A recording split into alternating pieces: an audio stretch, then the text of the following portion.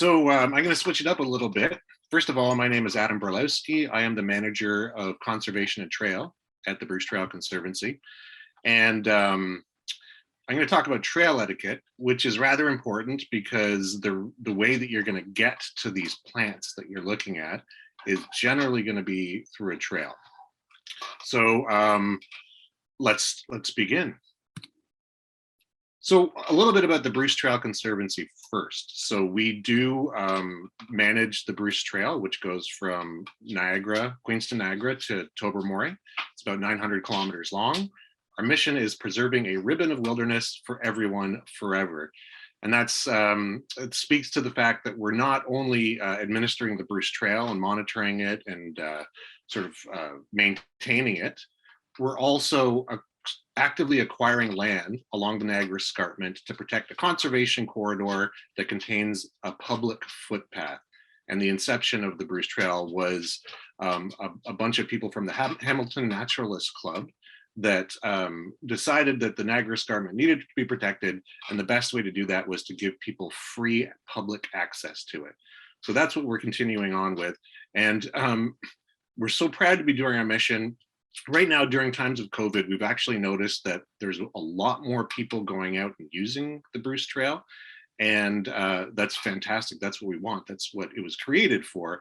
But there are certain rules that we need to remind people of in order to use proper etiquette along the Bruce Trail. So let's talk about trail etiquette. What is it? Well, trail etiquette is a code of behavior among trail users that promotes respect. Respect for fellow trail users, landowners, and the environment. Especially now during days of COVID, people are concerned about social distancing, so it's always important to respect other people on the trail and not affect their experience as well. And that goes for the same for the owners of the land that trails cross. It's always important to recognize that the trail is there for a particular reason. And with the Bruce Trail, we have a good percentage of the trail that goes over private land, courtesy of the landowner. We ask them if we can put the trail there, and they say yes, or they say no. And it's these people that really are the heroes, some of the heroes of the Bruce Trail, and allow public access through their land. So trail etiquette is incredibly important. Why do we follow trail etiquette? Again, to ensure a positive experience for everybody that's there, to keep the trail well maintained, to maintain trail access. And as I mentioned just a second ago, we have a lot of private landowners allowing the Bruce Trail there. And if they start finding that people aren't necessarily following the trail anymore and are trespassing onto their property, which happens all the time, then we're at risk of being thrown off, the trail itself being thrown off of their property. And then there's a continuity issue. What we generally have to do is route the trail on a road. So following or not following the rules, rather, is something that could jeopardize the experiences of everybody that's meant to use the Bruce Trail. Safety is also a massive concern, especially with our trail, the Bruce Trail, because it follows a cliff. It's meant to follow the Niagara Escarpment, which in some places is 100 feet high. And if not the escarpment face itself, there's a number of crevices and boulders and areas that could be potentially dangerous if you were to fall into them. And it's very important to stay on the trail, on a marked trail, so that you don't go off and you don't hurt yourself. And of course, there's also sensitive plants that follow the trail.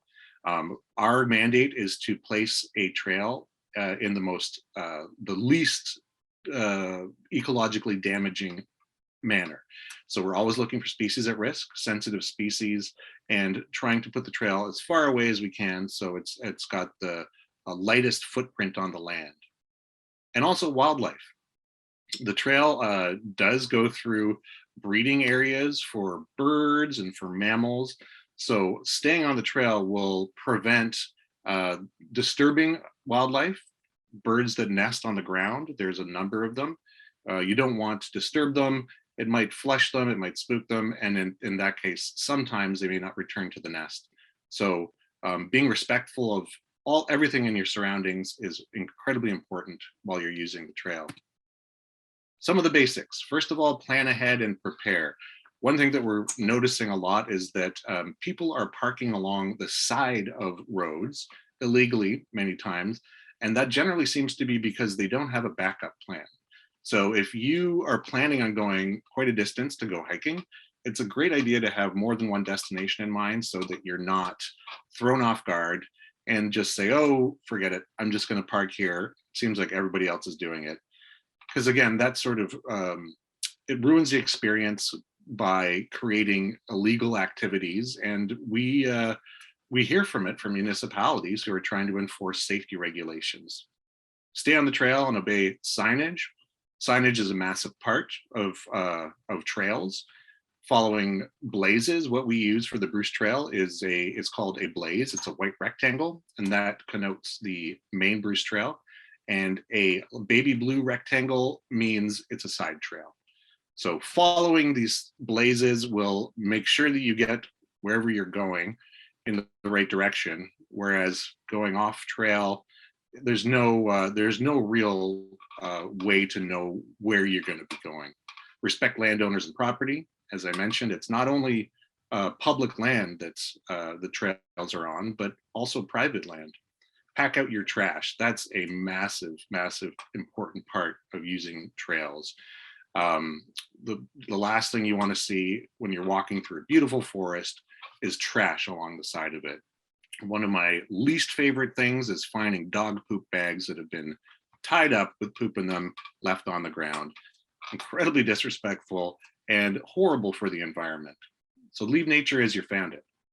And also, if you're going to be walking with a pet, assuming it's a dog, manage your pet. Make sure that your dog stays on a leash. So you stay on the trail to protect wildlife. As I mentioned earlier, what we do on our trail, the Bruce Trail, is look at the trail route in advance and ensure that it does not infringe on any sensitive habitats or critical habitat for certain species and species at risk. So what we try to do is create, no matter what happens, a footpath is going to compact the earth and it's going to trample vegetation. So what we do is try to concentrate that disturbance in a small area and leave the rest for nature. So we call it controlled access to the Niagara Escarpment. We want everyone to be controlled, but still have access to it. Remember that many plants and animals could be hiding right beneath your feet. Myself, I've accidentally stepped on a rattlesnake once, and I almost stepped on a whippoorwill nest, which they nest on the ground. That well was off trail doing ecological surveying work, but there's critters around, and you could very easily disturb or even kill them. Leave nature as you found it to protect habitat.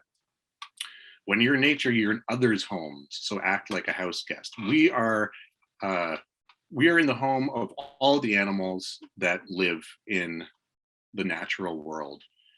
So please be mindful of that and clean up after yourself.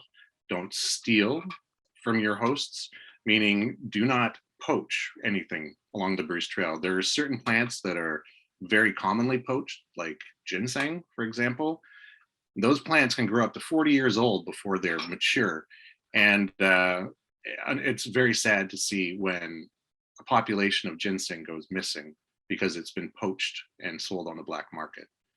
Avoid excessive noise, and this is especially important during breeding bird season. You don't want to flush out any birds that are sitting on their nest. So keeping quiet and just being respectful is very, very important. So about pets, I mentioned it's really, really important to keep your dog on a leash when you're walking along a trail. I know that it's not as fun for the dog, but there are off-leash dog parks that you can go to. And letting your dog off leash can actually have negative consequences for local wildlife species.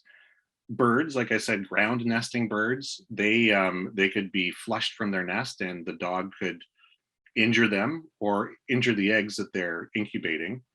So respect no dog zones, keep your pets on a leash, and clean up after your pet, which means bringing that poop bag out with you.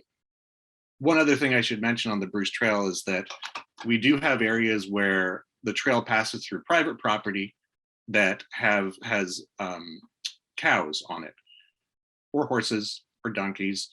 And these landowners have asked us to ensure that we enforce dogs on leash policies so that they don't have their animals spooked as well. So while you're walking along the trail, the best place to look for plants are areas with a variety of habitats. So places that have wetlands, forests, fields, open water, such as ponds or lakes, are all great ideas for poking around and trying to identify plants.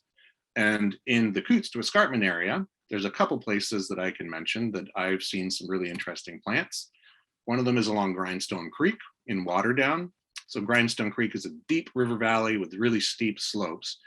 But if you're attentive, you can find some interesting species along these slopes. Eastern flowering dogwood is a species at risk, and you can see the flowers in the bottom right corner of the screen. And we find that in somewhat abundance along Grindstone Creek. You can see it flowering in early spring. It's a beautiful, beautiful little shrubby tree. American chestnut, unfortunately, most of these trees have been completely wiped out by a blight. And there are still some sprouts that pop up, which are incredibly exciting for someone who's interested in plant identification or botany. So there's a couple of those along Grindstone Creek. And sassafras trees, which are trees that have a bit of a mitten leaf. And there's something that you don't really see typically much farther than Hamilton or Toronto in Southern Ontario.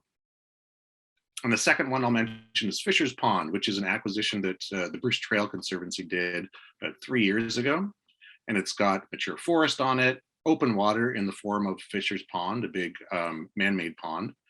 There's wetland on it as well, riparian areas, successional forest and meadow. And on this property, you're going to see a whole bunch of sedges and asters, buttonbush, which is the bottom right corner. It's a wetland plant, a wetland shrub that creates these really interesting flowers and seeds. The butternut, which is a tree that's endangered because of a blight that's killing it. It's a fungal disease. And it's somewhat common of a tree, but it may not be around for that much longer. And black oak, which likes sandy soils. So I hope that everyone learned something about trail etiquette today. And I wish you all the best in going out and identifying plants along any trail in the Cootes to Escarpment system. Thanks so much.